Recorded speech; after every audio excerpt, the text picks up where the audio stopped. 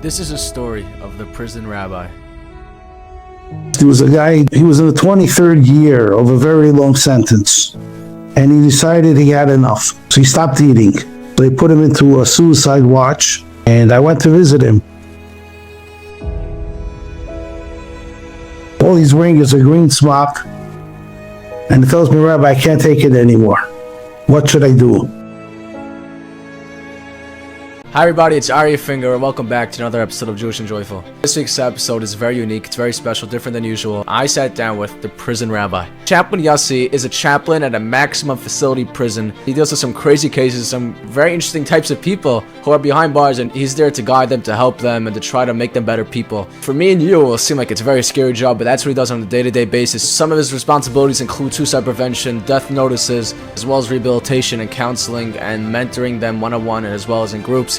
And in this episode, we talk about his job, we talk about his life, his story, as well as some personal recounts he has from behind bars, from the prisoners. And these stories are stories of hope. In this episode, we're going to talk about the weekly inspiration that's changing thousands of Shabbos tables around the world, as well as our Olam Mishnah Berurah. Make sure to stay around to the end of this episode. And we have some more incredible stuff coming out soon. I'll tell you more a bit later. I have a question. How old are you? I'd love to get to know how old our audience is, how diverse it is. I know it's pretty diverse, different ages, so comment below how old you are. If you're watching on YouTube, comment below. Spotify, comment below. We have a new WhatsApp group you can join by messaging 646-397-2320 or click on the link in the show notes. Enjoy this week's episode with the prison rabbi, Chaplain Yosi.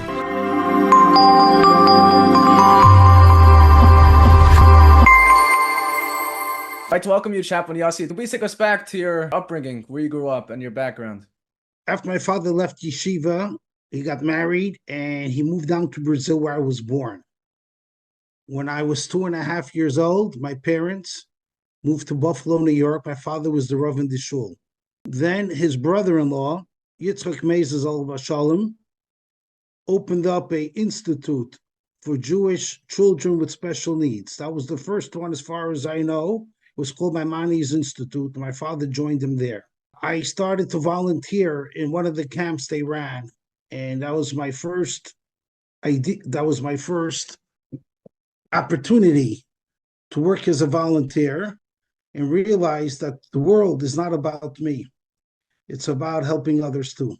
After I got married, I went down to Brazil too, and I went through a personal tragedy, which made me more aware of people around me. I was, Baruch Hashem, living a very good life. And when I went through my challenging times, I realized that people were out there for me. And this is how not only did I survive, Baruch Hashem, I thrived. I left Brazil and I came to Canada, Montreal, and I started a business called Woods Forever. It's still in business. I sell hardwood flooring. And I decided it's not enough. I felt a bit empty. So I started to volunteer again. And they asked me to come to in New York State, was looking for volunteers for Purim and for Hanukkah. And I started to go, and I really felt fulfilled. I decided to ask if there's any opening, and there was. And Baruch Hashem, there were quite a few candidates, and they chose me. I started off at the Clinton Correctional Facility. That was the largest maximum security prison in the state of New York. And I spent many years there, and now I'm transferred. And Baruch Hashem, moved back to the States, and I work in prisons which are more local in my area. So can you just take us through a part of your day and what you do in the prison? Are these criminals? Are these people committed regular crimes, terrible crimes? Well, these are people who made mistakes, and sometimes did not choose wisely in their life. That's why I like to look at it. You should know, when I started my job, someone asked me, how do you deal with such terrible people? And Hashgacha Pratis, I just read a book from Rabbi Joseph Telushkin.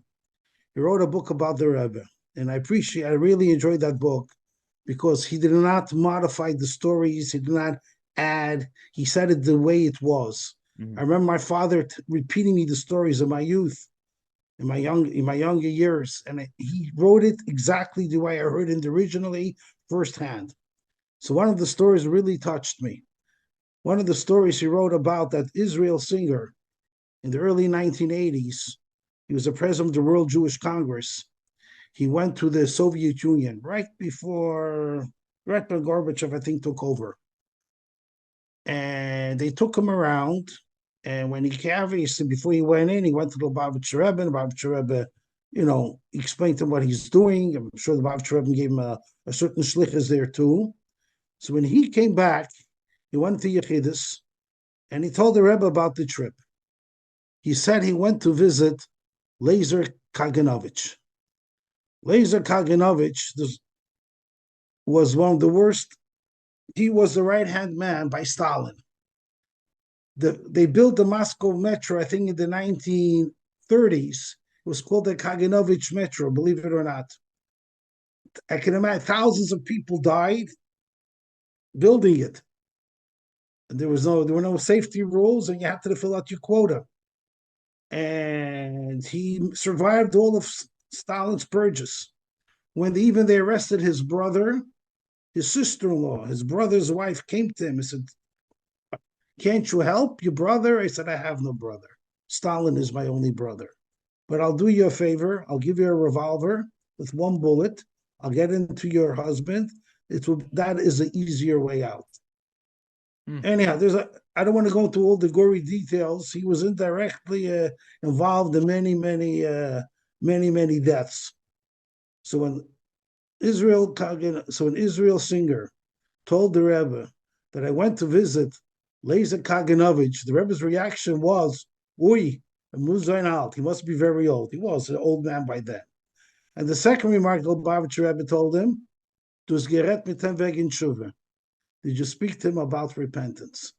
Out of that book, out of all the stories in that book, that story stuck with me. Every Yid, every person has an opportunity to do tshuva. Each and every one of us has the opportunity to be an example and help others on their way. How do you balance your emotions when you deal with these people? Because a lot of them were serial killers. A lot of them did terrible, horrendous things. And you're a rabbi and you have to go in close proximity with them. How do you deal with your emotions? Are you nervous? Are you scared? We are trained to look at every person. Hashem created every person with both good and negativity. Unfortunately, the way Hashem set up the world, by most people, struggle with the negative. I don't say all people, 99% of all people struggle with their negativity. For you, what's something for you easy to overcome, for the other person might not be that easy to overcome. Yeah. And I focus on their positivity. And my main job there is suicide prevention. So you look in a person's cell and you see it's neat, you compliment him on his neatness. You see he's artistic, you compliment him on his art. And you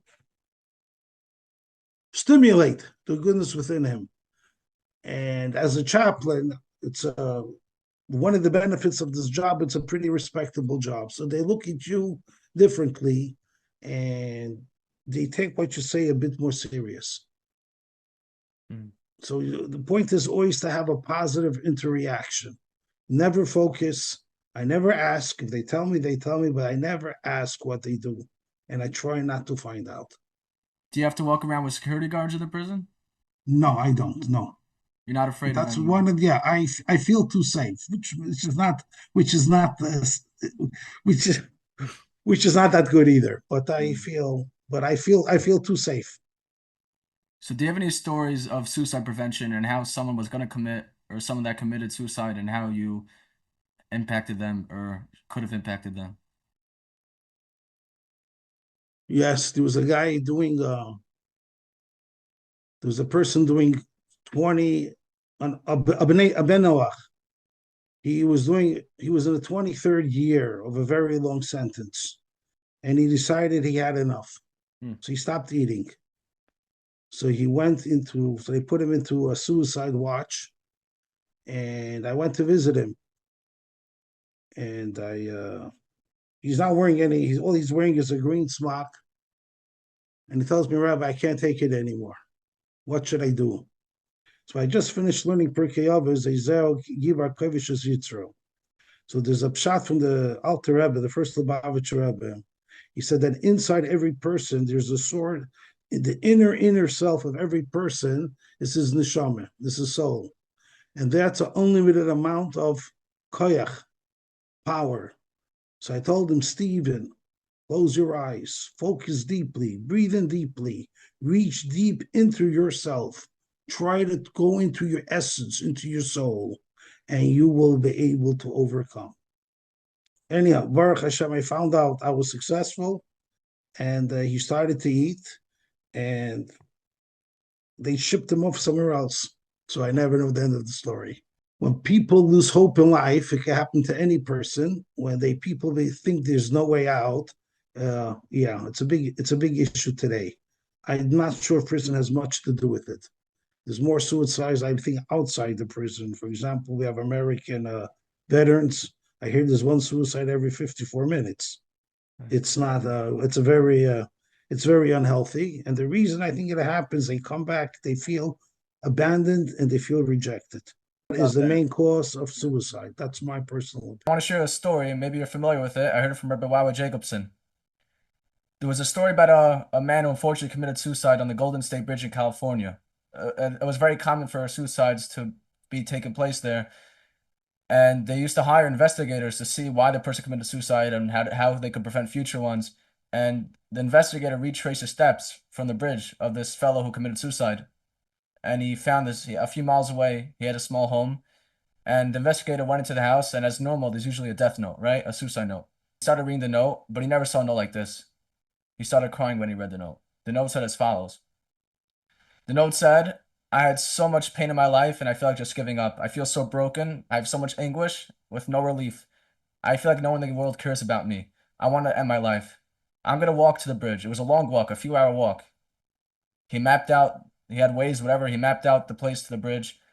And he started walking, and he said in the letter, if on my long walk, one person acknowledges me, if there's one person who smiles at me, even nods, not a smile, like this. If one person does that to me, to feel like I'm acknowledged by someone, then I'm not going to jump, because I know there's one person that cares about me. And unfortunately, no one smiled at him, no one nodded at him, and he ended his life. So we could see the influence that we could have on other people. We never ever know how far one smile could go. We never know how far one kind word could go. One kind word could change lives. It could change a person. And you never know what someone's going through behind closed doors. I just want to share that. The power of a smile, the power of a good word. The name of the investigator was Jerome Matos. Jerome Matos. What are the biggest challenges that inmates are facing today? Inmates are facing today despair and loneliness. And how do you help them with that? Well, for our Jewish incarcerated individuals, we Baruch Hashem, we have programs, we learn, we study, we bring in volunteers, they get visits. And for the B'nai Noach, which I tell you, for the rest of the population, I walk around, I offer guidance, I give out pamphlets, I discuss with them the Sheva Mitzvahs B'nai Noach, the 7 Noahide laws, and this brings to them a certain tranquility, knowing that they have a roadmap in life. Mm. So what's your connection, like what's the differences between your connection with the Jewish inmates and the non-Jewish inmates? Did they ever meet a rabbi before, and how do they treat you as a rabbi? Very good question. When I was in yeshiva, no, I was never trained to deal with this sector of the population. But Baruch Hashem, when you're doing Hashem's shlichus, you'll always put the right words in your mouth. And I believe did make a difference. I was able to help many, many people. Amazing. Could you share the story I once heard you say about the tefillin? Yes. Oh, I had a guy there we'll call him Avi. He had an Italian father and a Russian Jewish mother, and he was tattooed from the neck down. It was I think, the second or third time he was in prison, and he decided to get interested in Yiddishkeit. So I used to give a class on Monday nights from 6 in the evening to 9 at night. So in the summer, it was still bright. We used to first put on tefillin. I had a line of 3 or 4 chaver putting on tefillin. Then we daven mincha together, Ashrei Yoshri V'Secha, word for word. I said the whole Shemona Esrei by loud. They followed in English. Hashem Spasai Tiftach. Then we ended off with Oseh Shalom B'Ramav. We sang together, and then we did a Tachnum that we did in English, and then we did a Leinum. That took a good half hour with the tefillin. So the first week with Avi, I put on tefillin, got very enthusiastic. The second week, I asked him, Avi, would you like to put on tefillin? No, not this week, Rabbi. Third week, fourth, doesn't want to put on. Then he doesn't show up for a week or two. And all of a sudden he comes, I think the week number 6, he pushes himself to the front of the line. He shoves away the two of the chevra. He peels off his green sweatshirt, full of muscles, full of tattoos. Rabbi, me first. Wow. Put tefillin on him. He does not read Hebrew properly, but he insists on doing it his way. Shema Israel, Hashem Elokeinu. He did the whole first parsha himself. You weren't allowed to correct him. He did the whole thing, and then we did the lesson. Then we did the whole lesson together. We roll up around 10 to 9. I start wrapping things up, and I call him over. I said, Avi, just curiosity. 2 weeks you aren't here, and the previous weeks you didn't want to put on tefillin. What changed? He said, Rabbi, the last class I was at, we were learning Tanya, and you spoke about his kufya. I said, Hiskufia? What's Hiskufia? Hiskufia, Rabbi, Hiskufia. Then I realized he meant to say Hiskafia. Hiskafia means self-control. You see, you spoke about that if we could master self-control, that is the real freedom. There are people outside these walls who are prisoners. They are victims to their vices, to their illicit desires, and they have no freedom. But even a maximum security prison, if you can control your desires and you can be a master over yourself, that is the true freedom. So, Rabbi, I want you to know. So when you asked me to put on the tefillin, I felt unclean because I was unemployed. Unemployed means that you're stuck in your cell most of the day. How do I pass time? He told me I used to read magazines which were inappropriate.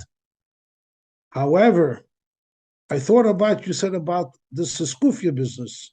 So I want you to know that the last week I left the magazines under my mattress.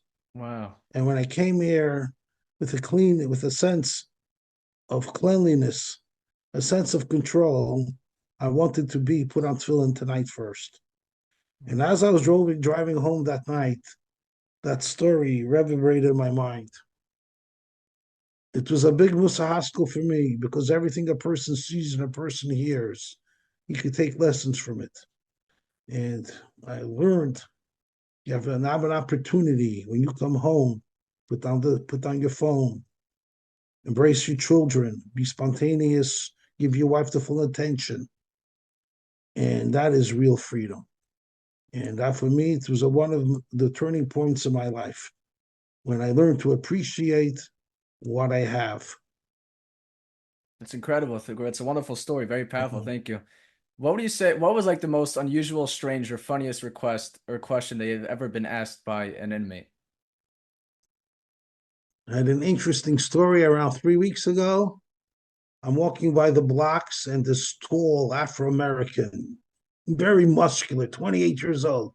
So, Rabbi, do you believe in aliens? So on the spot, of course I do. And there's even an alien within you. He gets, what do you mean? I said, I'm looking at a good kid. A good kid. He had a wonderful life, but he made a wrong choice. Why did you make that mistake? Why did you make that wrong choice? You know why? Because you had an alien within you. And you have an alien within you. I also have an alien within me. And our objective is to always overpower the alien which is within us. Wow. Basically, what I did was give him over a shtickler Rambam. It says, what's the title Ruach Shtus? What's the translation of Ruach Shtus? Ruach Shtus means an alien thought. This is what I told him. Anyhow, he couldn't get over the answer, And he chazes it to all his buddies. So they know that the rabbi is the guy with alien, is the man with aliens. We all want something special for Shabbos. Were you ever asked to speak on Shabbos? Were you ever asked to share some Divrei Torah at a simcha or even at your own table and you're like so stuck? Or maybe you just want to hear something nice in the parsha you can take away from it, something meaningful, short and sweet. I want to introduce to you brief, short and sweet weekly parsha inspiration that's changing thousands of Shabbos tables from around the world. You could email info@parshaknowledge.com, or you could WhatsApp 646-397-2320. You get this to you every week. You can print copies for your shul. You can use it for your own Shabbos table. So be sure to check that out.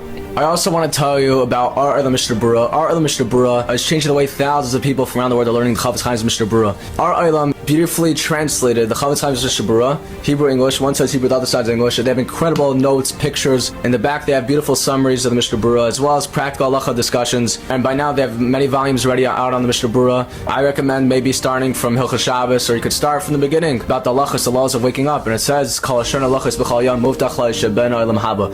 Whoever learns halacha every day will merit olam haba. You can find it online, or you can go to a local bookstore. You can also visit the website r-ilam.org. For more information, please see the show notes. And now back to this episode.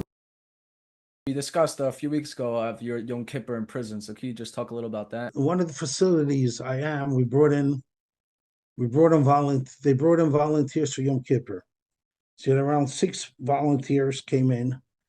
God grabbed the very chashuv Yidden, and we davened together with our other 6 chaver here, and it was a very powerful davening. I made a point to sit with someone who's in his 41st year in prison. And the guy asked me, why are you sitting next to him? So I told him that the Chazan Ish made a point at Yom Kippur when he sat on his bench. He had children with special needs sitting on his bench Yom Kippur. So if someone asked him, why do you do that? So he replied, and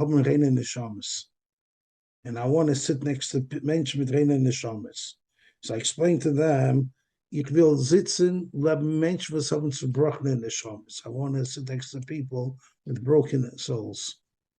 And it was a very, we all took turns sitting next to him, next to that gentleman. It was a very powerful Yom Kippur. Beautiful. What's the biggest life lesson that you've learned from an inmate? Life is not about yourself. We want to be fulfilled, we want to be happy, but to find real fulfillment and real happiness is when we involve ourselves with the Olam. Hashem benched each and every one of us with a lot of talent, some open and some hidden. And our objective is we have to share our talents with everyone. Beautiful. So talking about happiness, how do we bring more happiness into our lives? So many people are walking around depressed, sad, down, glum, like never before. Look at history; it wasn't always like this. In today's generation, the 21st century, we have so much that we had previously. Technology, health, money, everything like is so you can't compare it to previous generations. So you'll think that now we'll be more happy, right? You'll think that now we'll be much happier people, but we know the statistics. We know what's going on right now. Society demands with their advertising, wherever you go, you see advertising to enhance your own lifestyle, to make you happy. Happiness you will never find with Gashmias. You can find happiness, if you're lucky, with Ruchnias. What's Ruchnias? What's spirituality? For some, it's making Kfiyasitim L'Torah, but even that is not enough. What we have to do is we have to go out and volunteer. I know I don't, my 2 days off on Friday Shabbos, but the last 20 years, I always made a point, more than 20 years, is to always go out and do Mivtzayim.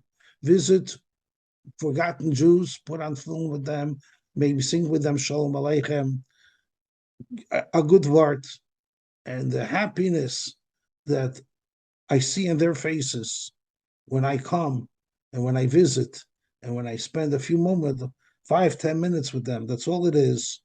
That happiness is Englishire. And at times I wish I could find that happiness that they have when I visit them. And we can find this happiness, but never Never by yourself. You have to always reach out to someone else.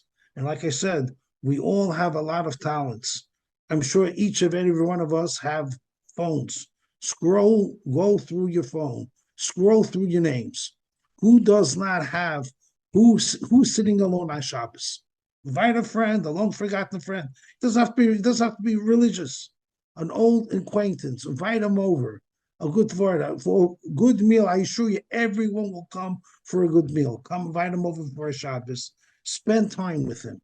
Give him a call during the week. See how he is. You will find happiness. There you'll find fulfillment, and there you'll find the purpose in life. It's beautiful. Thank you. Can we take a moment? Let's talk a moment about stress. What was like a very stressful time of your career, and how did you overcome it? Baruch Hashem, Baruch Hashem, in this current career, I don't have stress. My previous careers, I had stress. Just on this career, Baruch Hashem, do not have stress. When the door closes each day, when those metal doors clang behind me, I look up to Shemayim and I say, "Thank you, Hashem. I'm going home now." And I come home stress free. I think you had a story with the Lubavitcher Rebbe and how a message from one of the tablets influenced your staying, because you said you weren't sure if you should stay or not. That might have a little to do with stress, right? So maybe you could share that story. I had a Baruch Hashem. I'm past 60. He's 120. I wish myself he's 120. Many more happy, healthy years, Bezashem. All right. So I had an issue for knee. Baruch Hashem, it's under control. And I was thinking to myself, one day it was giving me it was really hurting. You do a lot of walking in prison. And I was making cheshbonos in my life, in my mind. If you retire, well, how much you make? Is it worthwhile? How much longer can I go on like this? And as I'm walking by that row of cells, one of my Afro-American Hasidim, Rabbi, I want to show you what your rabbi said. I just realized that they gave out tablets, and the Aleph organization put on a lot of the Rebbe's videos. So the Rebbe, Pasha gives over sikhs, and then you'd be surprised how many. It's free. It doesn't cost anything to download. For their movies, they got to pay money. But this stuff is free. A lot of them don't have the money, so they download the Rebbe's videos and they watch it in Yiddish with the subtitles. I can't get till today. I can't get over it. Wow. And I want you to hear what your rabbi says. And I felt very touched because he sees a guy walking around, so he knows who my rabbi is. I was very impressed. I know till he turns it on, till it turns off, till it warms up, till you find it, till you scroll through. So listen, I'm going to go to the end of the hall, to the end of the row, and I'll be back in around 2 minutes. I'll be back. Anyhow, besides the tablet, he had a tape recorder. And like in my younger days, we used to call them boom boxes. So what he did, he attached the wire from the tablet instead of the earphone into the boom box. And all of a sudden, it's a massive, huge room, tiers. The 4 tiers of 4-tier massive room. And the echo is phenomenal. And all of a sudden, the words of the Lubavitcher Rebbe, I hear the words of the Lubavitcher Rebbe. It says, a mensch arbeit 65 Jahr. Retirement. Adam Lamad Yulad. A person was created to work. So I figured, wow, so that was a very powerful lesson for me. So, the Shkocher Prat was unbelievable. I got a direct message. Thinking of retiring? Never. Wow. Long as Hashem gives each and any of us kaiches, continue. Man. I see Pasha Lahavda by some of the Goyim who did it 30, 40 years as correctional officers, and then they retired. I sometimes I meet them later. They're in a downward spiral. Maybe it's the stress of all the years they're doing the job, but every person needs structure in his day. 100%. What advice would you give someone who feels like they hit rock bottom? They feel like there's no hope anymore and they're despondent. Find someone who needs help and become a volunteer. There are a lot of Jewish organizations out there who are always searching for volunteers. This is and you should know you are never. There's no such thing as rock bottom. Do you have a favorite story that gives you inspiration, a story that motivates you and inspires you? Yeah, we had once we'll call him Eli, an elderly Russian gentleman. He was in his early 70s. He came out of the Soviet Union when it was still the Soviet Union. He came to America and he fulfilled the American dream. He spoke perfect Yiddish. And when I used to sit with him, we used to converse only in Yiddish, but he did not really have much what to do. Not besides the foods, he didn't know too much more about Yiddishkeit. Well, now that he's in prison, he did a very short term actually, and I used to learn with him used to learn him in the evenings. So again, it was a Wednesday evening. It was early August. It was I think it was after Shavuos B'Tammuz, and we're sitting together, and I had with me a sefer of the Kalim of the Beis Hamikdash, and I told him, Eli, you're a Levi. That's all he knew is he's a Levi. His father told him when he was a young kid he's a Levi. He had no idea what a Levi is. Yeah. So this is a picture of the set of the Beis Hamikdash. Mashiach is soon about to come, and you should know you and I are gonna find ourselves in this place. You have to know where you're allowed to go, where you're not allowed to go, what and how and the setup of the building. And with the colored picture, I try to make it sound as real as I can. And then this is conversations in Yiddish. He tells me, Rebbe, I remember when I was a child. He was like 73, 74. I remember my Zayda telling me also about the Beis Hamikdash, also about Mashiach. And now it's many, many years later, and you're telling me the same thing. And with tears coming down his eyes, his face, he tells me, Rebbe, how do I know it's true? Wow. Yeah, you have to be. I was not prepared for that question. So I told him, Ellie, let me see. How old were you when you came to the United States? I was 50. Did you know anything? Did you ever study about your Yiddishkeit in Russia? No. Religion in Russia was like taboo. No one discussed it. So when you came to the United States, did you interest yourself in Yiddishkeit? No, no, no. I'm not interested. So I want you to know, Ellie, that the same question you have, I had. And I prayed for Hashem to give me an answer, and he gave me that answer. He said, what's the answer? So I then began reviewing with him his life story. And finally, this person who has no background in Yiddishkeit, was not interested in Yiddishkeit, is sitting now in a prison. He could be outside enjoying the weather, playing his guitar, and he's sitting here next to a rabbi with tears coming down his cheeks, and he's asking me about Mashiach. So, dear Hashem, I asked you for an answer to know that it's real, and I look at Eli, and now I know it's real. You see, Eli, I got my answer. Now you go find your answer. Wow. Beautiful. Did you ever have any tragedies in prison? These things could happen, yeah. And we have a protocol. We follow our protocol, and we follow a protocol, and we do things in a very professional manner.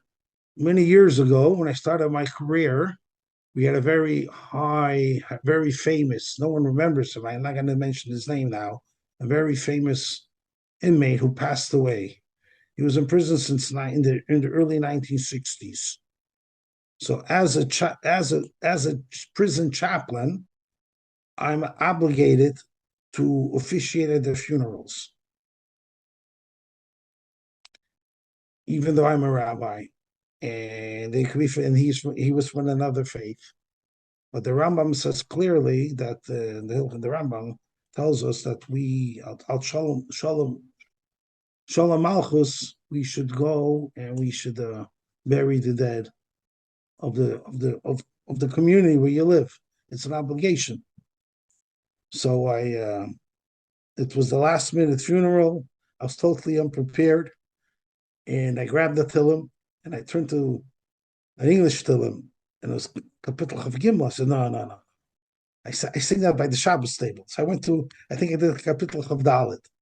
I got up there, I said it in English, and there were only 3 or 4 other inmates who helped carry the coffin, and we had a supervisor of the cemetery and an officer guarding everyone. And yeah, everything is an opportunity. And I spoke about the beauty of a soul which comes into the body. God sends a soul into a body to live a life, and every soul has a mission. And we have taken opportunity for all of those who are still alive. We should do what we're supposed to. I mentioned briefly the Sheva Mitzvah Bnei Noach, and I said, well, we should walk away there with a certain sense of kindness.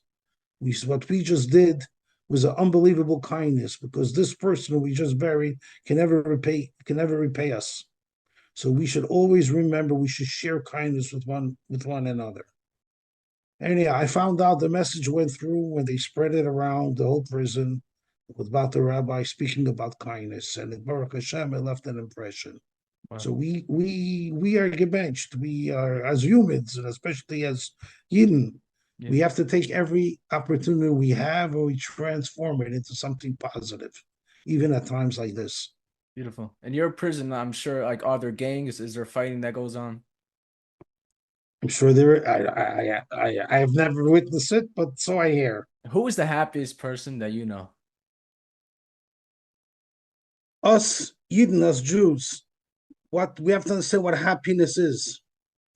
The real happiness. It's we say it on Shabbos and on Yom Tovim, when we say the Shir Hamalos. It said, at the time Mashiach will come, that's when you'll have the real happiness. We're aiming for the happiness. Happiness does not mean self-satisfaction. Happiness is an idea of achievement. I felt I accomplished. What did I accomplish? I accomplished my mission. I've seen happiness, the real simcha, Torah simcha. I'm sure you've seen it also, and all your watchers have seen it. I remember I was by the Lubavitcher Rebbe on Simchas Torah by night, and by day, you saw the panim, you saw a Torah simcha. That's the happiness I yearn for. I have, Baruch Hashem, had the schus to visit the Lubavitcher Shluchim in far out cities, in forsaken places. And there's a certain aura of accomplishment, and I sense in them a happiness. I don't see it on their faces that much, maybe in their eyes, but that is the happiness. That happiness is a sense of accomplishment. When I was Zoiche and Baruch Hashem, I married off all my children. Walking down the chuppah, I was able to achieve a moment. It's a very deep, profound moment when I realized that I managed to reach a certain milestone in my life. It was not so much the happiness, it was a sense of tranquility, of accomplishment. We have it a few times in our life. We should all be zoiche, but we have to aim to finalize our mission. And our mission as Yidden is to bring Mashiach. We're living in a very historic times. Turn on the radio, you'll hear the news. Real historic times. We should not get confused what's going on, and we should achieve to climb, to cross the finish line. Lahavdil, I saw these climbers who go on Mount Everest, and they reach the top. You see the exhilaration on their faces. That was their aim, and they achieved for that moment in their life, they achieved their happiness. We are looking for more permanent happiness. And this will all accomplish only when the Gula Shlema, which each and every one of us has the power to accomplish. When you have a day that, let's say, you feel sad, you feel a little depressed, and if you could say in your own way, how do you cheer up your inmates? How do you go to work and you're upset about something and you have to put on a smile on those people's faces, but you yourself don't have a smile? What do you do? It's a problem. We do the best we can. We don't always have easy days. You said before that if you make someone else happy, you get happy yourself. So it could be the answer is just try to put a smile on Right. their face. Yeah. A fun question. If you could sit down with one person from the beginning of time, dead or alive, for dinner, who would it be?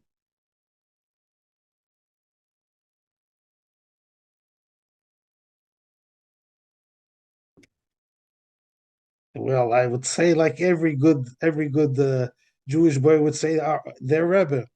So Yeah. in my case, be my Rebbe. Did you have a connection with the Lubavitch Rebbe? Well, yeah. Well, yes, I went to Yechidus a few times and I got a few dollars throughout my journey in life, which I Baruch Hashem passed on to my children and to my grandchildren. What's the best advice that you ever received?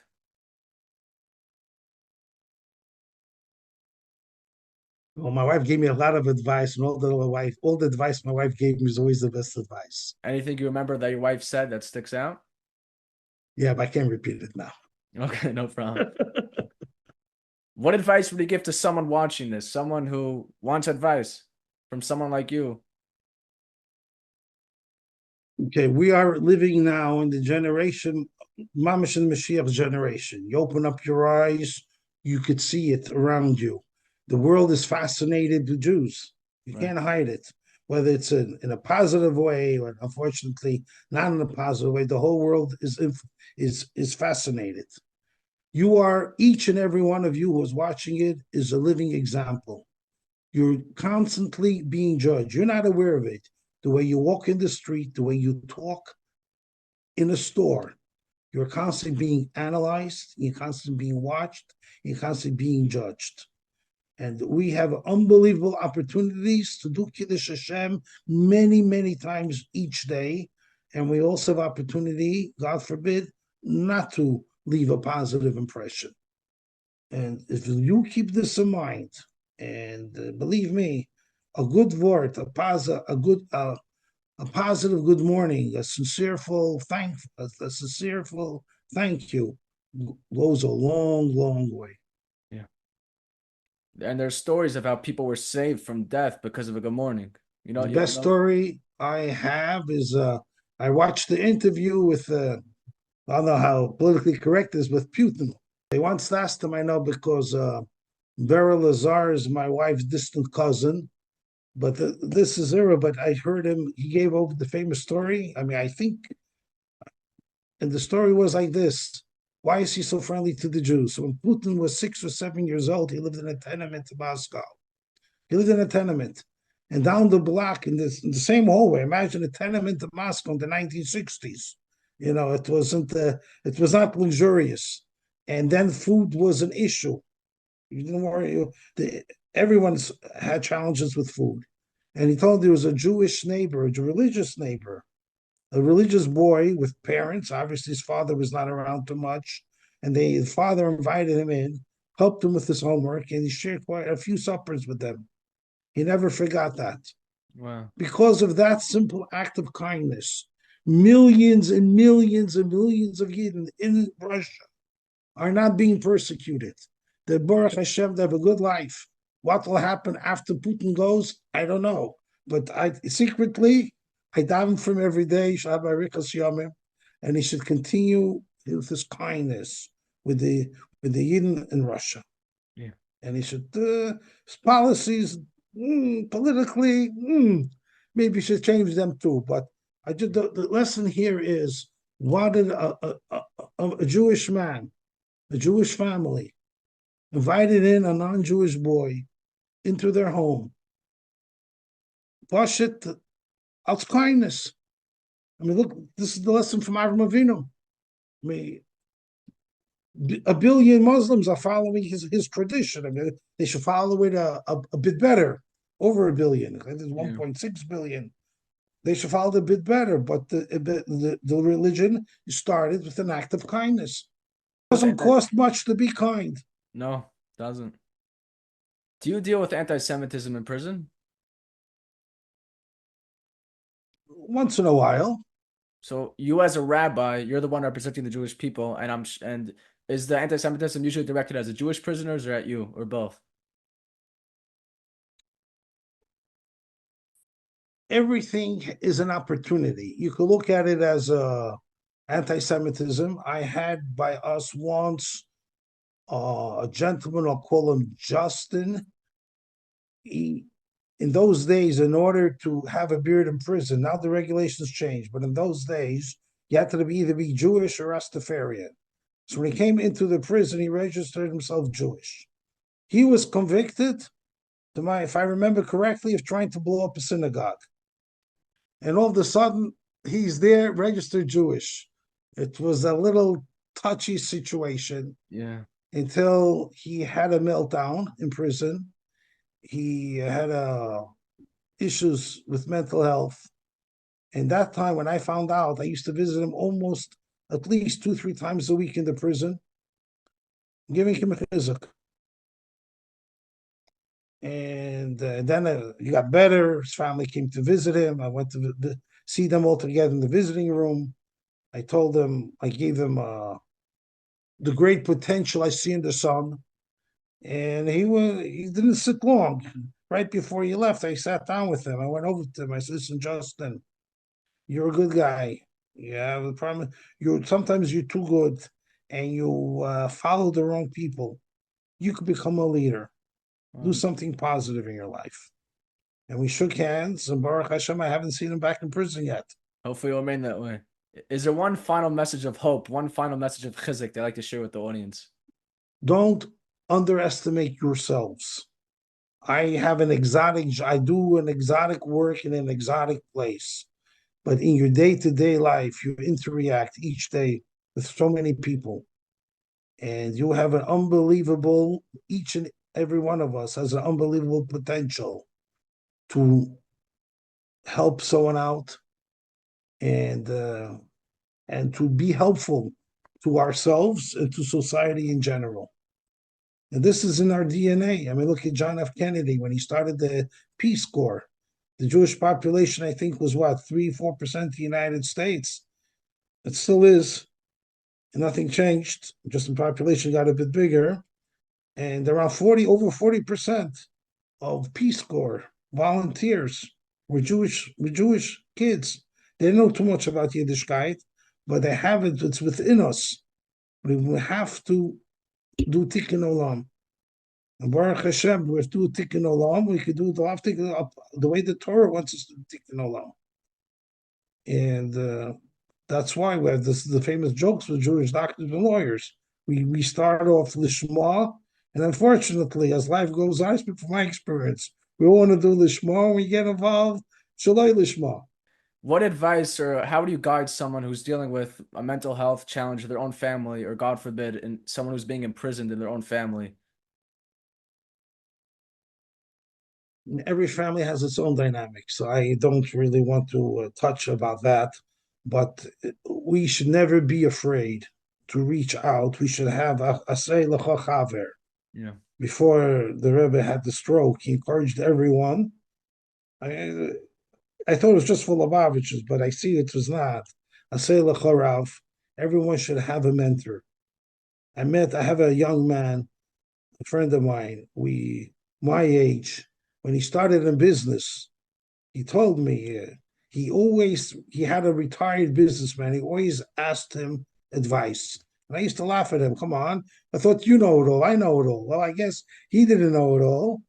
And I also didn't know it all. But after a while, I realized, it took me a while to realize that I didn't know it all. But he was very proud to tell me that each time he had a big deal, he used to discuss it with his friend. This is talking about business. I'm talking about even spirituality. It's a Seluch Harav, a Seluch Chaver. Make yourself a friend, but a true friend, a real friend, and a real Rav, or someone who's really is interested in you. And it's not easy. A lot of people cannot do that. Have a difficulty with that. But if it could be done, you should be fine. And there's nothing wrong reaching out for help. Don't hold it within you. If you can't share it with your spouse, find yourself a good chaver and find yourself a rav. Yeah. Nothing is unsolvable.